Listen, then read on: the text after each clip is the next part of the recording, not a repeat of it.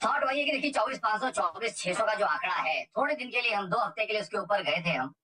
मतलब लास्ट अगर आप 6 8 हफ्तों का चार्ट देखेंगे तो 1 1.5 हफ्ते हम उसके ऊपर थे। बाद में हम ब्रॉडली हम क्लोजिंग बेसिस पे 24,600 24,700 के नीचे ही रह रहे हैं। तो डेफिनेटली आई थिंक उन नंबर्स के आसपास किसी की तो गणित ऐसी बैठी है, बड़े फंड्स की, जो थोड़ा बहुत प्रॉफिट टेकिंग कर रहे हैं। नहीं तो इतना किसी इतने बड़े हाथी को रोकने के लिए, इतने बड़े बाजार को रोकने के लिए जो चल रहा था, डेफिनेटली डिलीवरी बेस्ड सेलिंग तो चाहिए। तो डिलीवरी बेस्ड सेलिंग तो ऊपर में है, इसमें डाउट नहीं है। बैंक निफ्टी बिल्कुल जैसे आपने बोला चिंता का विषय बना हुआ है, क्योंकि निफ्टी के हर नए हाई से बैंक निफ्टी ने थोड़े लोअर टॉप लोअर बॉटम रखने शुरू कर दिए हैं। जहां निफ्टी ने नए हाई रखे दिए हैं, बट बैंक निफ्टी के पुलबैक्स वीक होते जा रहे हैं। तो निफ्टी आपको दिख रहा है कि ऑलमोस्ट 25,000 का पुलबैक करने की कोशिश की थी, बट बैंक निफ्टी तो 54,000 से 53,900 से तो अभी बहुत नीचे चल रहा है। तो आई थिंक चैलेंजेस बने हुए हैं मार्केट के लिए, जो हम पॉइंट आउट कर रहे हैं, और प्रॉफिट टेकिंग रहेगी। तो इतना इजीली अब नया ब्रेकआउट तो नहीं लग रहा कि अब हो पाएगा। इन्हीं रेंजेस में, इन्हीं दायरों में 24,600 में भले ही आप पड़े रहे, बट नए बड़े ब्रेकआउट्स मुझे लगता है कि बड़े मुश्किल और चैलेंजिंग हो गए हैं यहाँ से। ओके, चैलेंजिंग है मार्केट और प्रॉफिट लोग बुक कर रहे हैं। कैश बुक में आ रहा है बुक करने के साथ साथ। चलिए सवाल लेते फटाफट। हितेश भाटिया आगरा से हमारे साथ जुड़ रहे हैं। हितेश जी नमस्कार, सवाल पूछिए सर। श्रीवास्तव जी को गुड मॉर्निंग। अच्छा, मेरा सवाल यह है कि मेरे पास एक तो 2,000 दीपक नाइट्राइट है, 3,000 रुपए के लिए हुए हैं। दूसरा मेरे पास 500 शेयर है PI इंडस्ट्रीज के at the rate of 4,400। Sir मेरे पास लिस्ट बहुत बड़ी है, मैं बाकी सारे सवाल आपसे नहीं पूछूंगा। बस मैं यही कहूंगा कि पूरा पोर्टफोलियो को सेल करने का टाइम कब आएगा? क्यों बेचना चाहते हैं पूरा पोर्टफोलियो आप? सर कहीं ना कहीं एक स्टॉप लॉस होना चाहिए, मार्केट का स्टॉप लॉस होना चाहिए। मार्केट बुल ग्रिप में है, ये समझ में आता है, लेकिन कहीं पर भी 20% का अगर कोई करेक्शन आता है, जो अभी तक नहीं आया पिछले 4 साल से, तो अगर वो आएगा तो आई थिंक शेयर जो है वो 25 to 50% तक टूट सकते हैं। ओके, एक किसी बड़े बुजुर्ग ने कहा है कि बहुत बड़े करेक्शन का इंतजार करने में और बने रहने में ज्यादा प्रॉफिट होता है। बिल्कुल सर, है ना। खैर पहले सवाल लेते सरवेन जी के पास। सरवेन जी, दीपक नाइट्राइट 2,000 शेयर है 3,000 के भाव पे, क्या करना चाहिए? देखिए बड़ा अच्छा इनका पहले सवाल है, ब्रॉड सवाल भी इनका अच्छा है। देखिए ट्रेलिंग स्टॉप लॉस का ही आप सहारा लेंगे जिस भी चलते हुए मार्केट में। और प्लस हम तो थोड़ा विरोधाभासी हैं, हम थोड़ा सा कॉन्ट्रा सोचते हैं, और हम तो हमेशा मानते हैं कि 2 4 8 साल जो है वो पोर्टफोलियो की सफाई every 2 years 4 years 8 years, at least अगर 2 साल में नहीं कर रहे हैं, 4 साल और 8 साल के साइकिल सेंसेक्स के इतने प्रोमिनेंट रहे हैं लास्ट 44 सालों में, कि उनमें आपको डेफिनेटली पोर्टफोलियो की थोड़ी सफाई और रीअरेंजमेंट तो करना चाहिए। और बीच बीच में थोड़ा बहुत कैश में आप आए, फिर उसमें से फिर रीडिप्लॉय कर ले, फिर कैश में आए। ये स्ट्रेटेजी मेरे हिसाब से अगर आप फॉलो करेंगे तो डेफिनेटली थोड़े ज्यादा रिटर्न्स बनते हैं। Now coming to your stocks, I think Deepak nitrite में तो मुझे लग रहा है कि देखिए सबसे इंपॉर्टेंट जो यहाँ पे मुझे लग रहा है कि फिलहाल मंथली के सेटअप जो है वो अभी उसमें अभी ब्रेकआउट है, और स्टॉक में है अभी तेजी। तो जब तक आपको क्लियर कट एक मंथली में रिवर्सल नहीं मिलता और आप लॉन्ग टर्म वाले प्लेयर हैं, तो मेरे हिसाब से आप बने रहिए।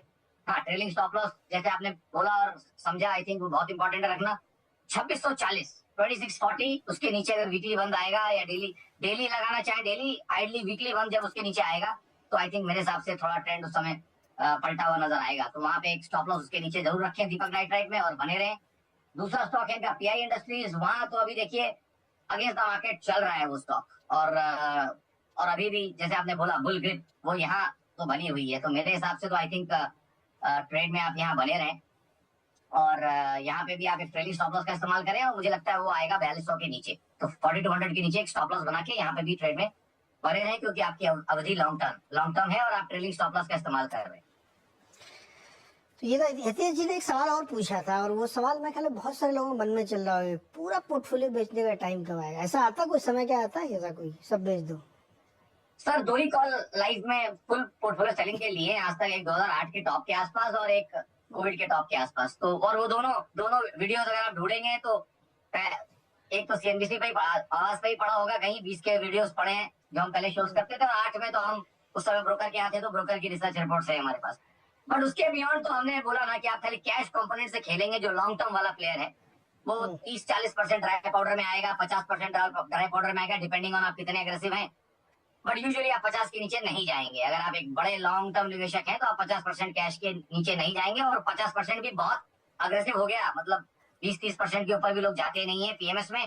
फंड वाले तो 10% के ऊपर भी कभी नहीं जाते, तो वो मैं इनके ऊपर छोड़ता हूँ। एनीवेयर बिटवीन 10 to 50% आप जो है ड्राई पाउडर बना के रखेंगे। ये सिनेरियोज बनते रहते हैं काफी ऑफर, बट यस पोर्टफोलियो बेचने का टाइम 8 साल में एक बार आता है। वो 8 साल अभी 16 के बाद 24 ही है देखिए, तो वो अभी कॉल पूरा लिया नहीं है, बट 8, 16, 24 ऐसा जी। अगर आप 8-8 साल के साइकिल पकड़ेंगे तो आपको थोड़ा समझेगा वो बात। चलिए अगला सवाल लेते हैं एस सूर्य नारायणन का, चेन्नई से हमारे साथ जुड़ रहे हैं। सूर्य सर बताइए क्या सवाल है आपका। हाँ, पहले तो आप लोगों को शुभकामनाएं राखी की। सर आपको भी बहुत बहुत शुभकामनाएं। बहुत धन्यवाद जी। मेरे सिर्फ 2 सवाल है सर। एक तो केईसीएल में एक सवाल है और बीएलएस फाइनेंस में सवाल है। केईसीएल में पहले लेते हैं। केईसीएल में सर 1500 शेयर लिए 45 रुपए में। अभी शेयर चल रहा है अराउंड 200 से लेके 220 तक ऑसिलेट कर रहा है। मैंने ये सुना था कि ये न्यूक्लियर रिएक्टर अलाना फलाना जो अभी रशिया के साथ जो अग्रीमेंट हुआ है उस पर कुछ आने वाला कुछ न्यूज है, और इसके वजह से अभी ना बेच के जब वो न्यूज का पूरा फायदा उठाया जाए। ओके और सरन जी। उसके बाद बीएलएस फाइनेंस में अगला पूछता हूँ जब ये मेरे का जवाब मिल जाएगा तो। सरन जी बताइए किर्लोस्कर इलेक्ट्रिक। देखिए अब ये थॉट इनका यही है कि न्यूज तो देखिए जैसे बोल रहे हैं कि कहीं इनके पास, इनको लग रहा है मेरे पास तो ऐसी न्यूज नहीं है, बाजार में सरगर्मियां रहती हैं, मैं उन पर ध्यान नहीं देता। आपको चार्ट के सेटअप देख के ही मेरे हिसाब से यहाँ पे काम करते रहना चाहिए। और अगर आप इतना बढ़िया प्रॉफिट में हैं तो आई थिंक मेरे हिसाब से ट्रेडिंग स्टॉप लॉस का इस्तेमाल करें, वही आपके लिए बेस्ट रहेगा। और फिलहाल ट्रेड में बने रहे। आई थिंक 190 के आसपास आपको ट्रेडिंग स्टॉप, 190 के थोड़ा नीचे आपको ट्रेडिंग स्टॉप लॉस रखना चाहिए। ओके मतलब खबर जब आएगी तब पता नहीं क्या होगा जी, लेकिन अभी कितना स्टॉप लॉस कितना था आपने। इनको आई थिंक 188 का एक स्टॉप लॉस लेके चले। लॉन्ग टर्म वाला प्लेयर इनको मान रहा हूँ, तो थोड़ा एक डीप स्टॉप लॉस लेके इनको चलना पड़ेगा। 188 के स्टॉप लॉस से डेली या वीकली क्लोजिंग बेसिस से इनको चलना चाहिए। ओके सूर्य सर दूसरा सवाल क्या था आपका। बीएलएस फाइनेंस पे था सरन जी बीएलएस सर, वो 150 रुपए में 700 शेयर खरीदा हुआ है। Okay VLS finance right.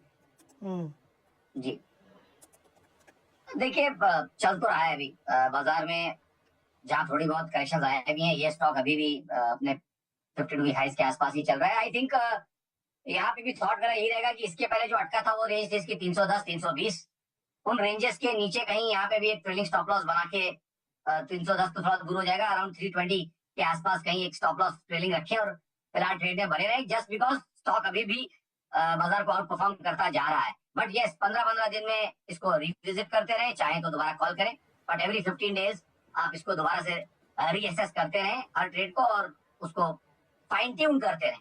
That's the strategy. Okay fine tune करते रहे 15-15 दिन में इस पर राय लेते रहिए क्योंकि मार्केट ही वैसा ही है। खैर चलिए अगला सवाल है कौशल मिश्रा का, गोपालगंज बिहार से। कौशल जी बताइए। Good morning sir. मेरा सवाल था आरबीएनएल सर। 614 रुपए के भाव से मैंने 225 क्वांटिटी लिया हुआ था सर।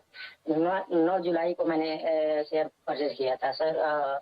कितना दिन तक इसको रख सकते हैं, होल्ड कर सकते हैं? कितने दिन तक रख सकते हैं आप ये बताओ पहले। सर उसके लिए आप बताइए, जितना दिन आप बताएंगे उतना दिन तक रख सकते हैं सर। सर जी बहुत ऊपर में ले लिया, 614 रुपए में खरीदी इनकी जी अब कितने दिन तक रखें तो फायदा होगा ये बताओ आप। देखिए वही है, good stock but bad timing. ये आप मान के चलेंगे यहाँ पे देखिए 33 रुपए वाली चीज जब 600 हुई, 30 रुपए वाली चीज जब 600 हुई, तकरीबन 20x होने के बाद ये एग्रेसिव हुए स्टॉक में और क्वांटिटी भी इन्होंने ठीक ठाक ले ली। तो आई थिंक 2 गलतियां इसमें, तो क्वांटिटी इन्होंने काफी ठीक ठाक ले ली जो इनको तोड़ तोड़ के लेना चाहिए था। यही 600 शेयर इनको मे भी 100 करके या 150 करके 3-4-5 बार में लेने चाहिए थे, तो पॉसिबली एक ही भाव से अटक गए। अब रही बात ये कि स्टॉक ऑलरेडी 20x का परफॉर्मेंस दे चुका है और वो भी अगर आप देखें तो बस 2-2.5 सालों में, ठीक है।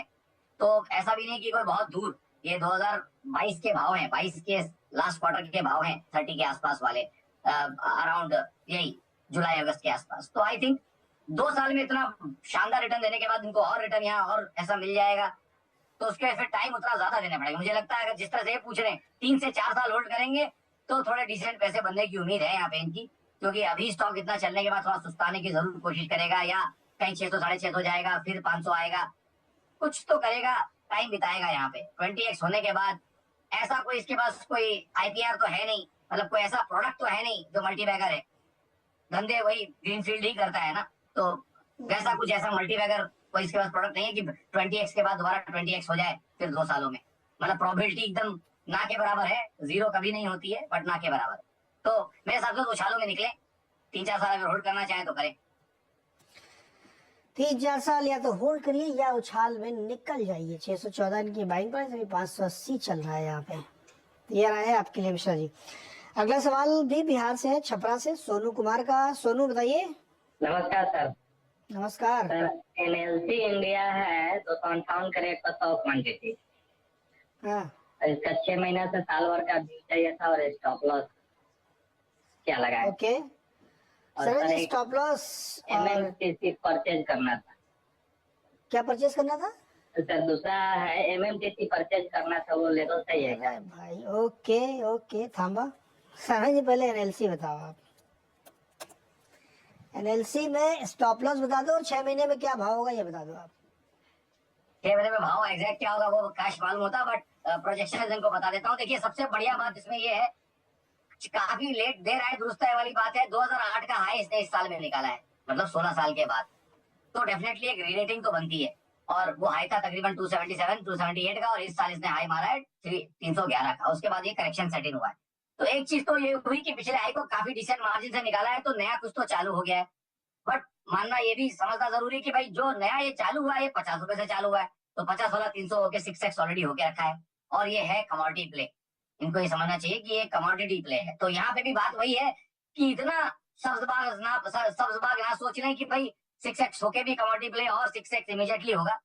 डेफिनेटली पैसे बनेंगे, रीरेटिंग हो गई है, बट अब ये 50 से लेके 300 वाले मूव का इसका पचाना होगा, इसको पचाएगा बाजार। इसको पचाने के बाद नेक्स्ट लेग तो इसका ऊपर का है 75% मेरा श्योरिटी है कि अब इसका नेक्स्ट लेग 6-12 महीने के बाद जो आएगा वो ऊपर का ही आएगा, बट 6-12 महीने मुझे लगता है ये इस मूव को पचाएगा। तो उस पेशेंस से अगर बने रह सकते हैं 12 मंथ प्लस के हिसाब से, तो मेरे हिसाब से बने रहे। इन द मीन टाइम मुझे लगता है कि इनको एक थोड़ा डिफेंसिव डीप स्टॉप लॉस लेके चलना चाहिए, जो मेरे हिसाब से तकरीबन राउंड फिगर साइकोलॉजिकल 200 के पास ही आ रहा है। वहीं पे मुझे अब दिख रहे हैं सपोर्ट, तो उसके बीच में कुछ दिख भी नहीं रहा। तो 200 का थोड़ा डीप है स्टॉप लॉस, मैं जानता हूँ, बट फिलहाल मुझे वही दिख रहा है। अच्छा, ये एमएमटीसी खरीदना चाहते हैं जी, देखिए आई थिंक दोनों इनके दोनों स्टॉक्स में अगर ये मुझे पूछेंगे तो आई थिंक सारे सेटअप्स जो बने हैं वो आई थिंक दोनों में बेटर एनर्जी के ही है। तो आई थिंक मैं बोलूंगा जहां बने हैं वहां बने रहें। बार बार लाइन छोड़ने से, बार बार ट्रेन छोड़ने से आप अपने गंतव्य स्थान पे जल्दी नहीं पहुंचेंगे। एक ही लाइन को पकड़ के शांति से पेशेंस से बने रहें तो गंतव्य पे पहुंचेंगे और ठीक ठाक पहुंचेंगे। खाली ट्रेन चेंज करते रहने से कुछ नहीं होता। नहीं, एमएमटीसी से दूर रहिए, खरीदने की जरूरत नहीं। इस स्टॉक पर नजर रखिए और समझदारी से इन्वेस्ट कीजिए। और हाँ, हमारे चैनल को सब्सक्राइब जरूर कर लीजिए ताकि आपको और भी ऐसे मजेदार इन्वेस्टिंग टिप्स मिलते रहे।